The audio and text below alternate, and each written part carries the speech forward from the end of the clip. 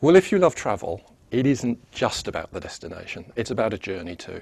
And a good journey should have some adventure, excitement, romance, anticipation, things to see on the way. It should reflect the culture of the countries through which you pass. And the trouble is, budget airlines are superficially convenient and quick, and that's very attractive for a lot of people. And unfortunately, that robs people of all that excitement and romance and adventure. That's the problem. I think also it sort of devalues the destination. And the way most human beings are put together, the human creature, if you have to put in a bit of effort, you appreciate something more. If it's handed to you on a plate, you don't appreciate it. I've never been to Istanbul by air. I've always travelled 2,000 miles, 3 nights across Europe. And to me, Istanbul is a romantic city on the very edge of Europe where East meets West. If you hopped on a plane at Luton, 3 hours, you're in Istanbul. 3 hours from Luton, that pretty much puts it just the other side of Dunstable, doesn't it? And it just doesn't have the same cachet. Well, Mark, I can't disagree with a lot of that at all. I totally agree that the journey is the romance. But having said that, these are the kind of objections people made to the train just 100, 200 years ago. People thought the workers of Manchester shouldn't just get to the beach in an hour, otherwise they'd never love the seaside.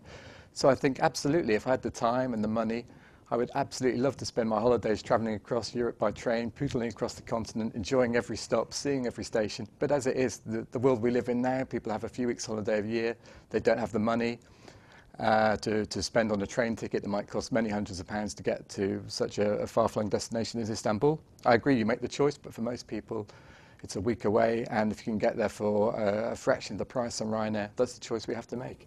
Well, I think there's a difference between shortening and easing the journey, which train did in the 19th century, and eliminating the journey altogether, apart from a rather stressful, disjointed journey that the aeroplane journey is. The trains, you still experience a journey. With the plane, it's stripped away, and you are robbed of all that extra interest. The other thing is that the convenience and the cheapness of the budget airlines is not what it was. As fuel goes up, it's getting more expensive, and we're seeing that as airlines frantically try and add extra charges, and we've also seen a lot of people fed up to the back teeth with all the airport hassle. So the other side of this is that if you give up taking your budget flight and look for alternatives, you'll find them cheaper and faster than you'd expect. I can leave London at 9:15 in the morning, a very civilised time after breakfast, right from the middle of London, St Pancras station. I can have lunch in Paris, and I can be on a high-speed TGV speeding across the French Alps to Turin and Milan, arriving the same day. Again, for those of us who live in London, brilliant. Eurostar is a brilliant alternative to flying, but lots of people don't live anywhere near London too. They have to take a much further journey by plane just to get to the continent, and that's the kind of thing that budget airlines have opened up.